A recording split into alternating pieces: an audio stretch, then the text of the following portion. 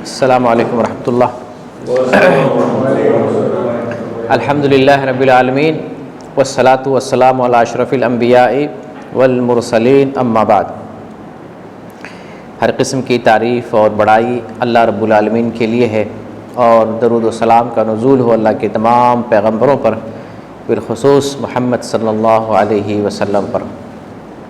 آج کا درس ہے غسل اور اس کے احکام اور مسائل سے متعلق۔ اس کو بھی ہمیں دھیان سے سننے اور سمجھنے کی ضرورت ہے، کیونکہ یہ ڈیلی روٹین سے بھی متعلق ہے۔ ہم غسل کرتے ہیں اور غسل کا تعلق طہارت، پاکیزگی اور عبادت سے ہے، اس لیے ہمیں غسل کا طریقہ اور اس کے احکام اور مسائل کو جاننے کی ہمیں ضرورت ہے۔ اس میں ہم غسل سے متعلق 4 قسم کے مسائل پر ڈسکس کریں گے۔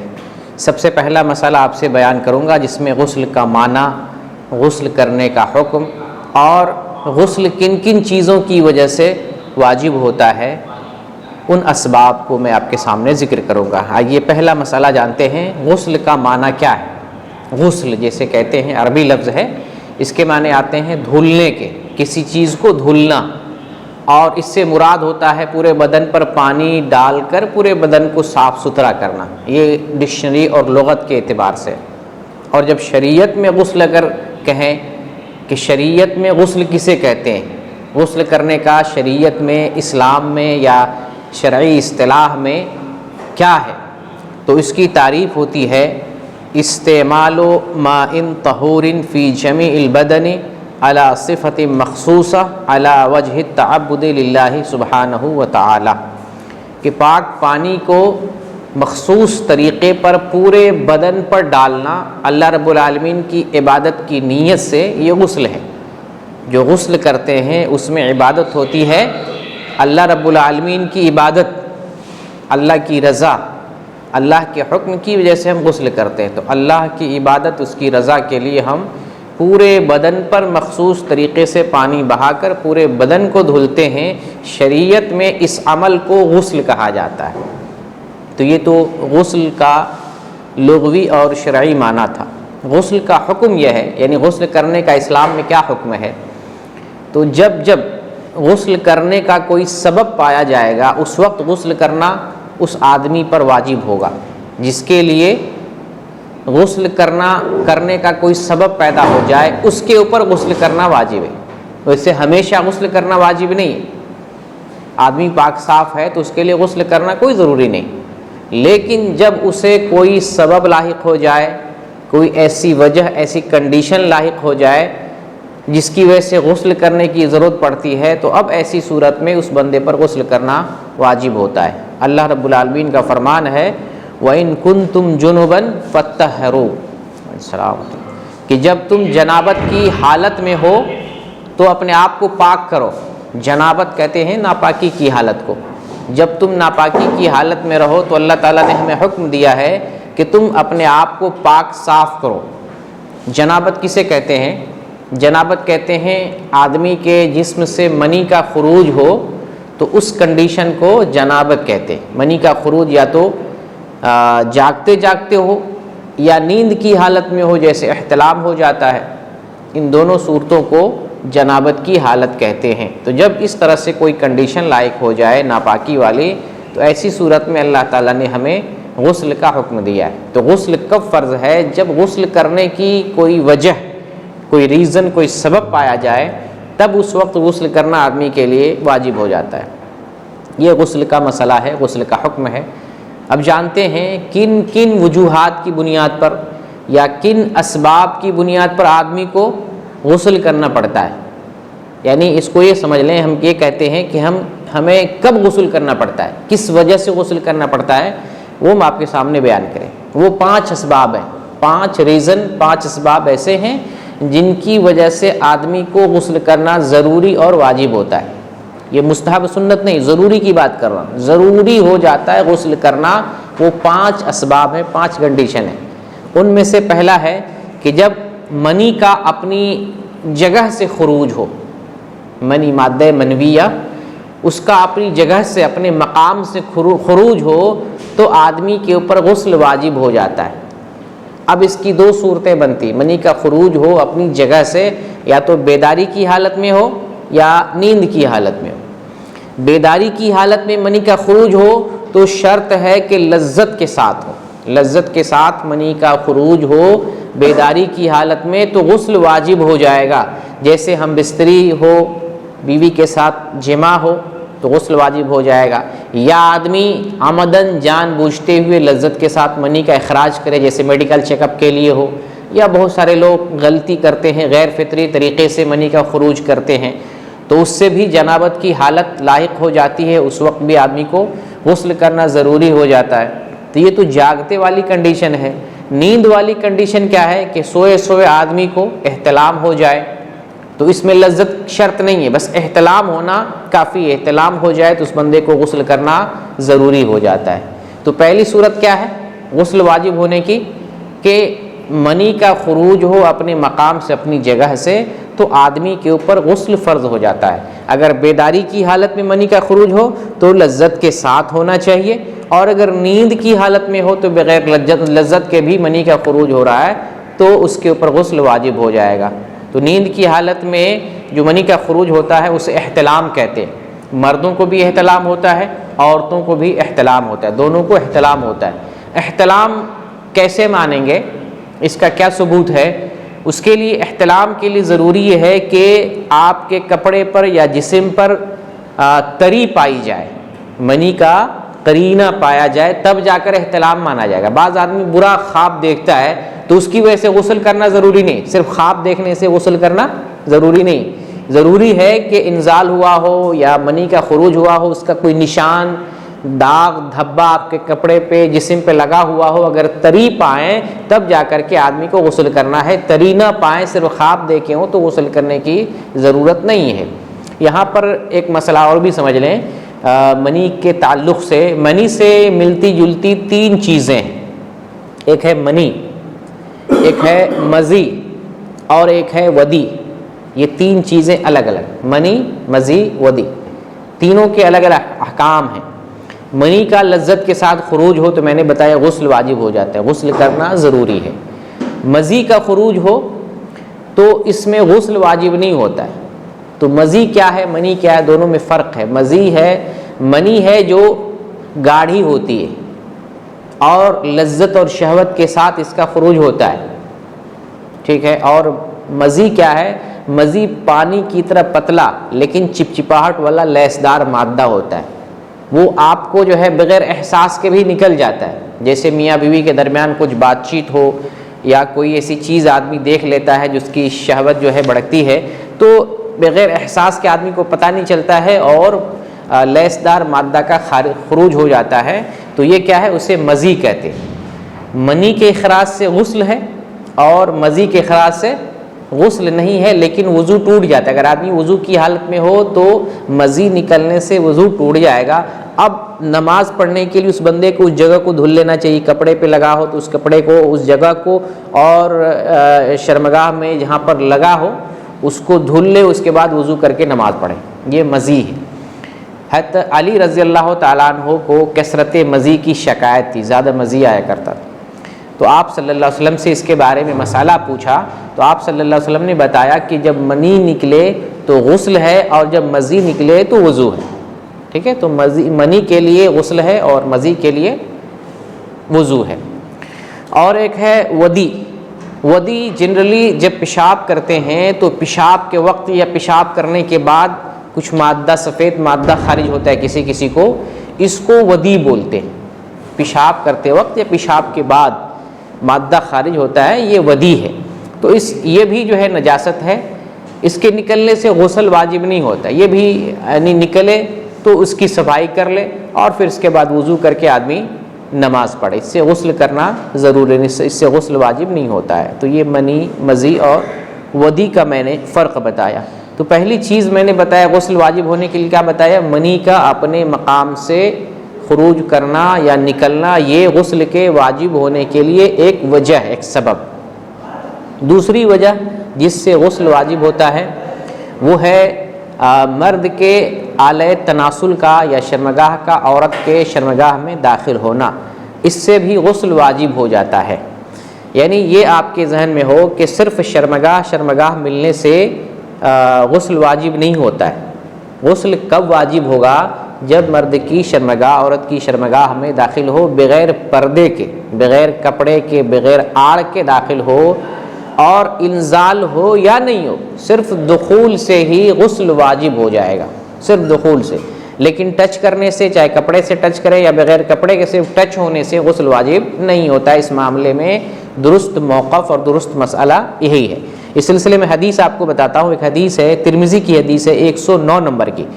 نبی کریم صلی اللہ علیہ وسلم ارشاد فرماتے ہیں، اذا جاوز الختان الختان فقد وجب الغسل، جب ختنے کو تجاوز کر جائے یا شرمگاہ کو تجاوز کر جائے تب غسل واجب ہوتا ہے۔ تجاوز کب کرتا ہے؟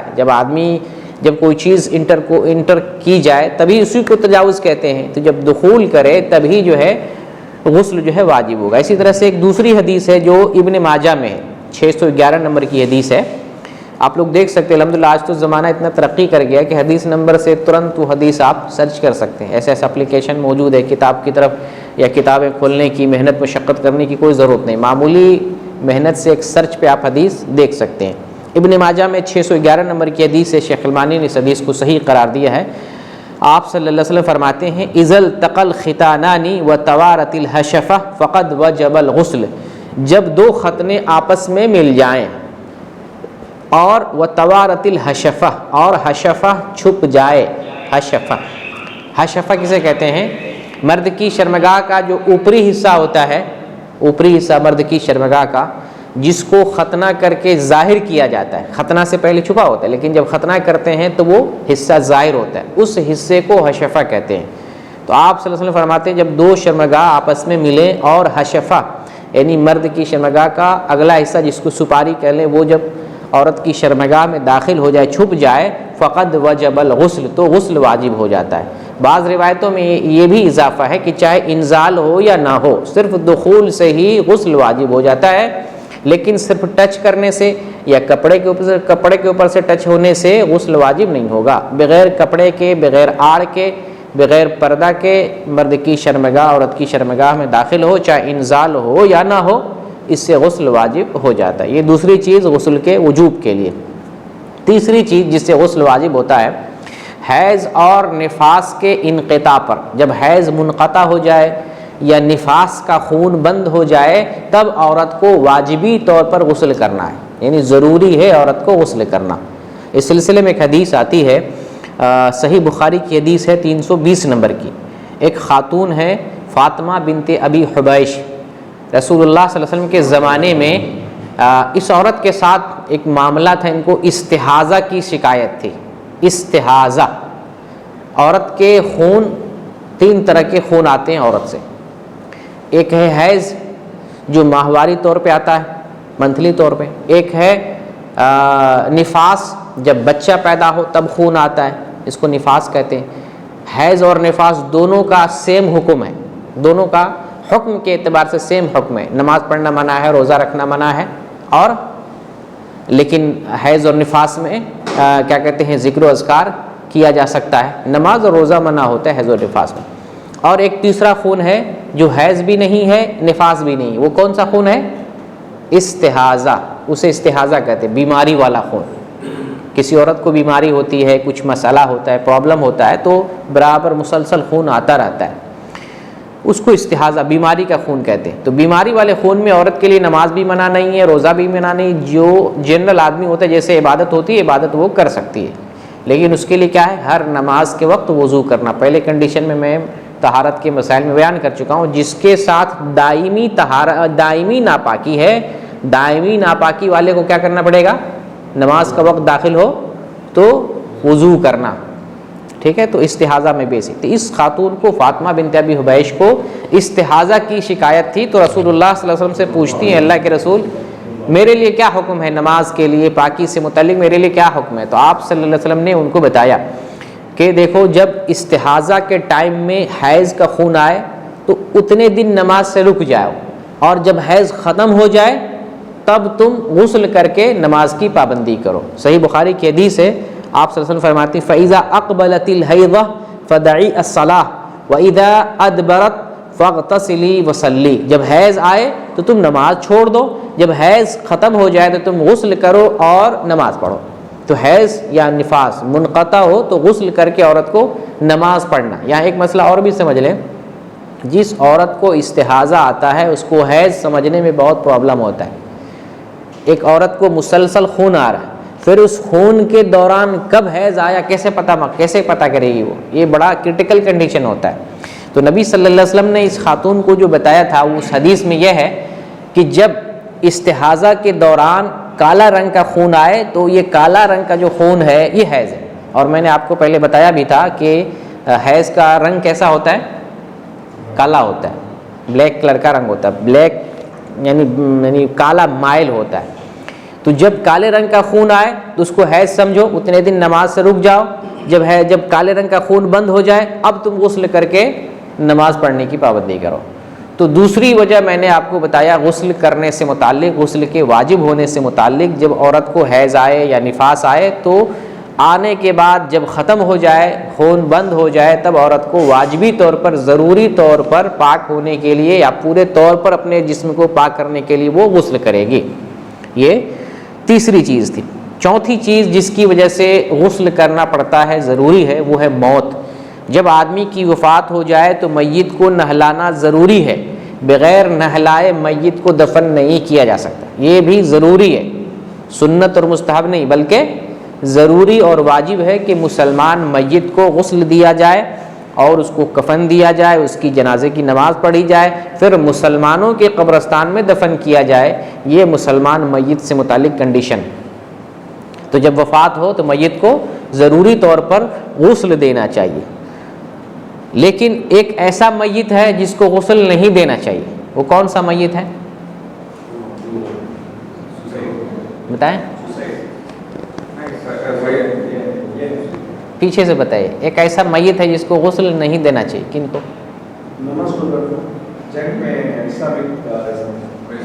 جی، جو شہید جنگ میں شہید ہو، میدان جہاد میں شہید ہو، اس کو غسل نہیں دیا جائے، نہ غسل دیا جائے گا، نہ جنازے کی نماز پڑھی جائے گی۔ یوں ہی خون اور وہ جو آثار ہوتے ہیں ان کے لباس میں اسی کنڈیشن میں ان کو دفن کیا جائے گا۔ احد کے میدان میں جو لڑائی ہوئی اور کئی صحابہ کرام شہید کر دیے گئے تو رسول اللہ صلی اللہ علیہ وسلم نے کسی کو غسل نہیں دیا ہے اور کسی کے لیے جنازے کی نماز نہیں پڑھی ہے، سب کو سیم دفن کر دیا گیا اسی طریقے سے، بغیر غسل کے اور بغیر جنازے کے۔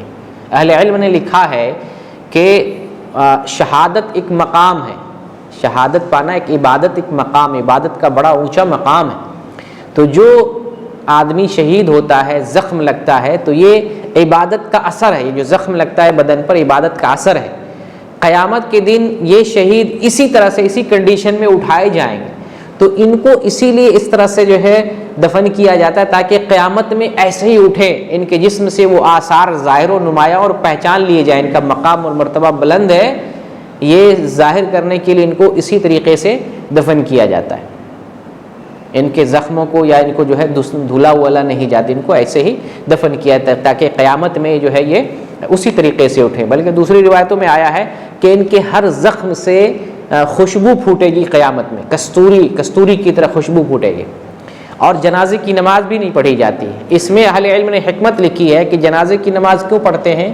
تاکہ ہم ان کے لیے مغفرت کی دعا کریں۔ جنازے کی نماز یہ مغفرت کی دعا ہے میت کے حق میں، اور اس لیے بھی پڑھتے ہیں تاکہ رسول اللہ صلی اللہ علیہ وسلم کی شفاعت نصیب ہو۔ جن کے جنازے میں لوگ جو ہے کافی تعداد میں شریک ہوتے ہیں، رسول اللہ صلی اللہ علیہ وسلم ان کے لیے شفاعت کریں گے۔ لیکن جو شہید ہوتا ہے وہ اللہ تعالیٰ ان کے تمام گناہوں کو معاف کر دیتا ہے، اس لیے ان کو جنازے کی نماز کی ضرورت نہیں ہے۔ اللہ تعالیٰ ان کے مقام کو ایسا بلند کر دیا کہ ان کے سارے گناہ معاف ہو جاتے ہیں، سوائے اس کے جو ان کا مسئلہ حقوق العباد سے متعلق ہو۔ اگر حقوق العباد اور قرض ان کے ذمہ ہے تو شہید سے بھی قرض معاف نہیں ہوتا ہے۔ معاملہ بندوں کا معاملہ اتنا زیادہ خطرناک۔ تو جو شہید مارکہ ہے، میدان جہاد میں شہید ہوا، ان کو غسل نہیں دیا جائے گا۔ ایک صحابی حنظلہ رضی اللہ تعالیٰ عنہ، نام سنا ہوگا آپ نے، ان کو فرشتوں نے غسل دیا، تو احد کے میدان میں یہ بھی شہید ہوئے، لیکن ان کو فرشتوں نے غسل دیا، اور رسول اللہ صلی اللہ علیہ وسلم نے پتہ کیا ان کی اہلیہ سے کیا معاملہ ہے کہ ان کے شوہر کو حنظلہ رضی اللہ تعالیٰ عنہ کو فرشتوں نے غسل دیا ہے؟ شہید کو تو غسل دیا نہیں جاتا، تو فرشتوں نے آخر کیوں غسل دیا ان کو خصوصی طور پہ؟ تو بیوی نے بتایا کہ یہ جنابت کی حالت میں تھے۔ صحابہ کرام یعنی جہاد کے لیے تھوڑا بھی انتظار نہیں کرتے تھے، میدان جہاد پہ نکلنا ہو تو غسل بھی نہیں کیے، وہ نکل پڑے میدان جہاد کی طرف اور شہید ہو گئے۔ تو فرشتوں نے غسل دے کر پاک کیا ہے۔ تو اہل علم نے بعض نے لکھا ہے کہ اگر کوئی شہید ایسا ہو جو جنابت کی حالت میں شہید ہو جائے تو ان کو غسل دیا جا سکتا ہے، دینا چاہیے۔ بعض دوسرے علماء کہتے ہیں کہ تو فرشتوں نے غسل دیا، عام انسانوں نے غسل نہیں دیا، فرشتوں نے جو غسل دیا کسی نے دیکھا بھی نہیں، یہ تو رسول نے خبر دی ہے۔ اگر انسانوں کا غسل دینا ضروری ہوتا تو صحابہ کرام ضرور غسل دیتے۔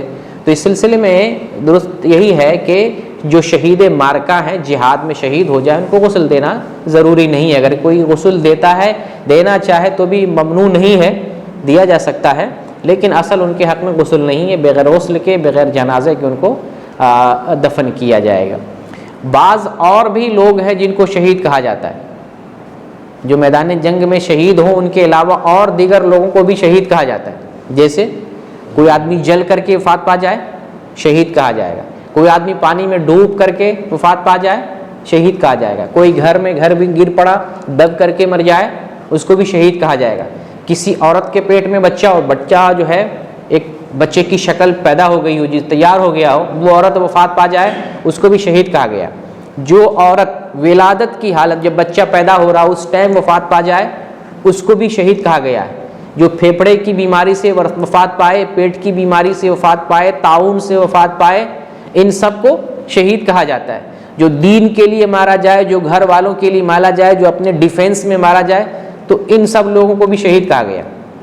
لیکن ان لوگوں کو غسل دیا جائے گا۔ جس کو غسل نہیں دیا جائے گا وہ ایک شہید ہے جو میدان جہاد میں شہادت پائے اور جن کی وفات میدان جہاد میں ہو۔ تو یہ چوتھی وجہ آپ کو بتائے جس سے غسل دینا ضروری ہے، وہ کیا ہے؟ وفات ہے۔ تو لیکن جو شہید ہوں، شہید معرکہ ہوں، ان کو غسل نہیں دیا جائے گا۔ ایک آخری وجہ غسل کے لیے ہے، وہ ہے مسلمان ہونا۔ جب کوئی مسلمان ہوتا ہے، کفر سے توبہ کر کے اسلام میں داخل ہوتا ہے، تو نئے مسلمان کو بھی غسل دیا جائے گا۔ حتیٰ کہ اگر کوئی مسلمان تھا مرتد ہو جائے، پھر دوبارہ وہ اسلام قبول کرتا ہے، اس کو بھی غسل دیا جائے گا۔ بعض علماء کہتے ہیں کہ نئے مسلمان کے لیے غسل کا حکم دینا ضروری نہیں ہے، یعنی مستحب ہے، اگر غسل کر لے تو اچھا ہے۔ لیکن اس معاملے میں بھی متعدد اہل علم یہ کہتے ہیں کہ زیادہ درست بات اور قوی بات یہی ہے کہ نئے مسلمان کو بھی غسل دینے کا حکم دیا جائے گا۔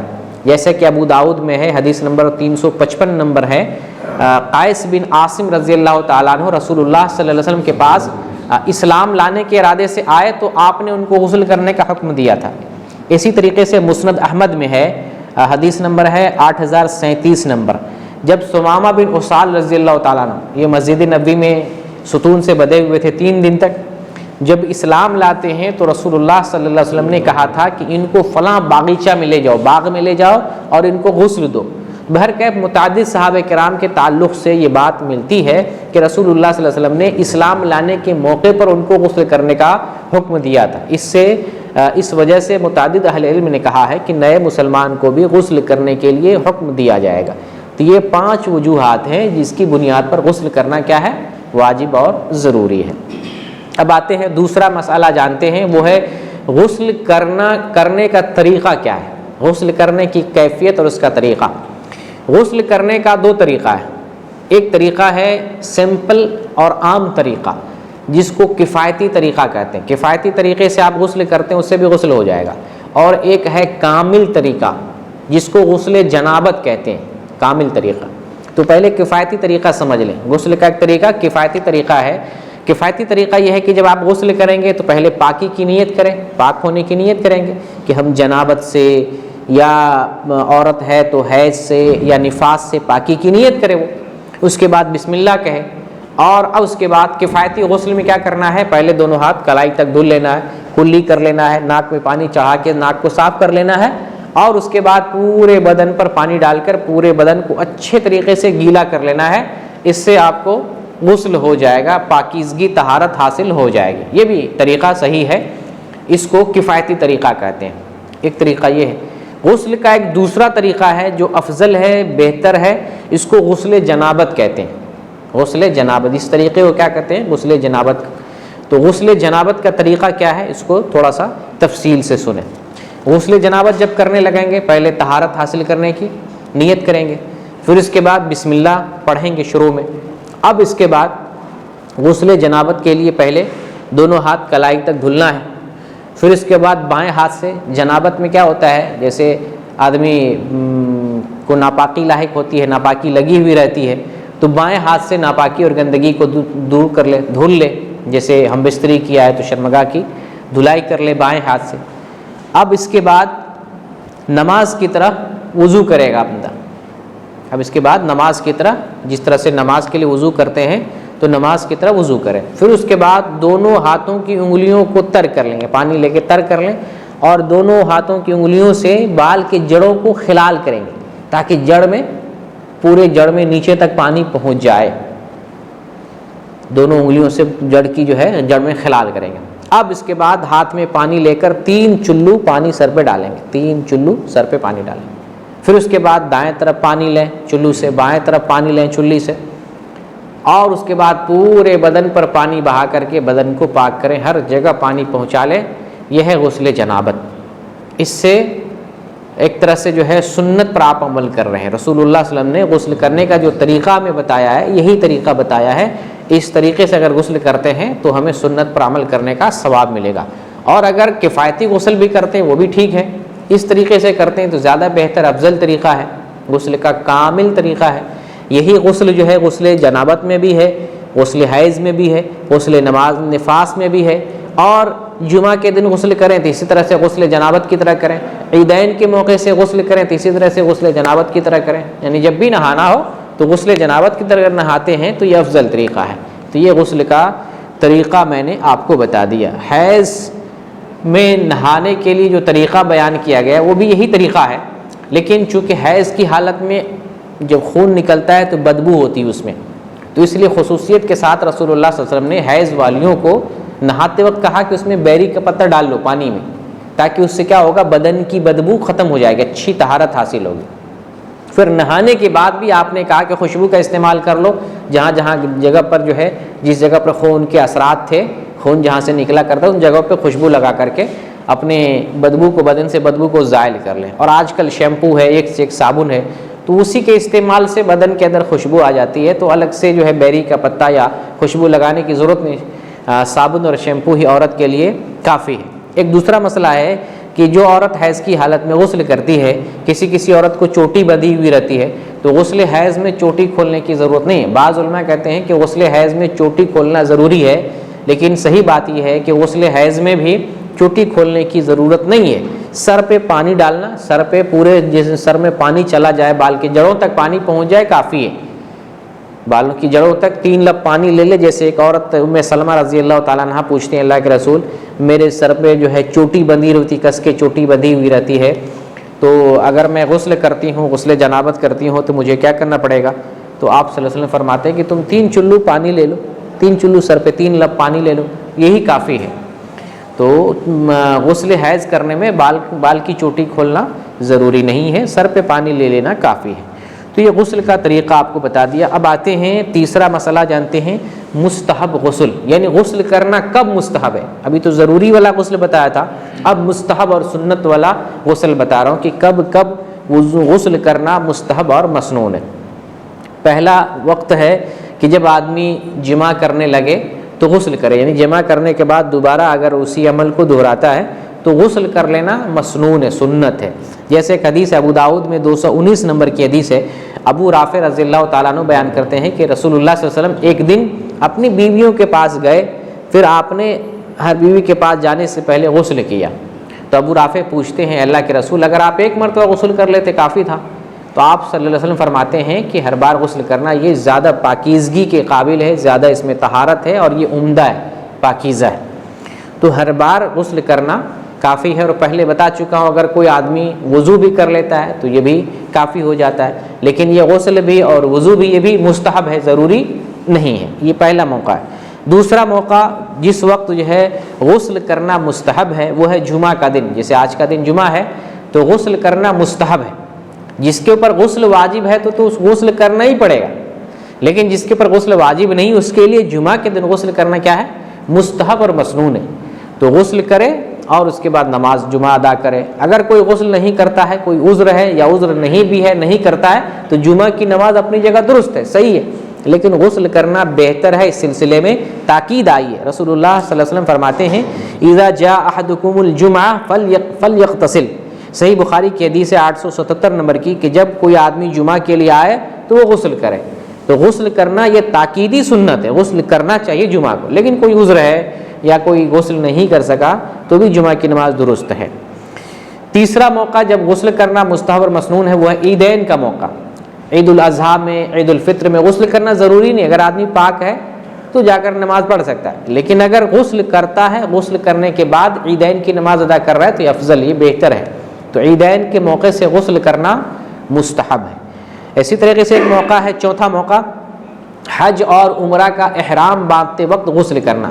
جب آدمی حج کرنے کا ارادہ کرے یا عمرہ کرنے کا ارادہ کرے, احرام باندھنے لگے تو احرام باندھنے سے پہلے جو ہے غسل کرنا چاہیے, سنت ہے, یہ ضروری نہیں. بہت سے لوگ اس کو ضروری خیال کرتے ہیں, جب تک غسل نہیں کرے گا عمرہ نہیں کرے گا. آدمی یہ سوچتے ہیں, یہ صحیح نہیں, یہ سنت ہے. احرام باندھنے سے پہلے غسل کرنا سنت ہے. غسل کر لیں, پھر اس کے بعد احرام باندھیں, اس کے بعد عمرہ کرے, حج کرے. اسی طریقے سے ایک موقع ہے میت کو غسل دینے والا بھی غسل کرے, یہ سنت ہے, یہ ضروری نہیں. حدیث میں آیا ہے, ابن ماجہ کی حدیث ہے, رسول اللہ صلی اللہ علیہ وسلم فرماتے ہیں من غسل میتا فلیغتسل, جو میت کو نہلائے وہ غسل کرے. حدیث میں آیا کہ میت کو غسل کرنے والا غسل کرے. تو یہ مستحب ہے, ضروری نہیں. جو آدمی پاک ہے آلریڈی اور میت کو غسل دیا ہے تو اس کے لیے غسل کرنا ضروری نہیں, لیکن غسل کر لینا مستحب ہے, سنت ہے. اور اگر غسل نہیں کرتا ہے, کم از کم وضو ہی کر لیتا ہے, یہی اس کے لیے کافی ہے. جنازے کی نماز پڑھنے کے لیے, جنازہ تو نماز ہے, اس نماز کے لیے وضو تو کرنا ہی کرنا ہے, وضو کر لیتا ہے, یہی کافی اس کے لیے ہو جاتا ہے. تو غسل کرنا مستحب میں سے, جو میت کو غسل دے اس کے لیے غسل کرنا مستحب ہے. اب آخری مسئلہ جانتے ہیں, چوتھا مسئلہ, جس کے اوپر غسل واجب ہے اس کے لیے کون کون سا کام منع ہے. جس آدمی کو غسل کرنا ہے, غسل واجب ہے, ابھی غسل کیا نہیں, غسل واجب ہے, تو وہ کون کون سا کام نہیں کر سکتا ہے. ایک کام تو یہ ہے کہ وہ نماز نہیں پڑھ سکتا ہے. جس کے اوپر غسل واجب ہے وہ نماز نہیں پڑھے گا جب تک وہ غسل نہ کر لے. اور اسی طریقے سے خواہ عورت ہو یا مرد ہو, غسل کرنا واجب ہے تو لازم وہ غسل کرے گا, پھر اس کے بعد وہ نماز پڑھے گا. اسی طریقے سے اگر غسل واجب ہے کسی کے اوپر, وہ طواف بھی نہیں کر سکتا ہے.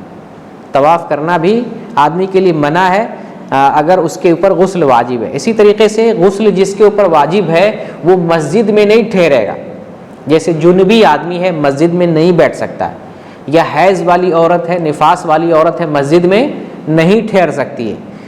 اہل علم نے ایک مسئلہ یہ لکھا ہے کہ جو جنبی ہے وہ اگر وضو کر لیتا ہے تو نجاست میں یا ناپاکی میں کچھ کمی آ جاتی, تخفیف آتی ہے, اب وہ مسجد میں ٹھہر سکتا ہے. جنوبی آدمی اگر وضو کر لے تو وضو کرنے کے بعد مسجد میں ٹھہر سکتا ہے.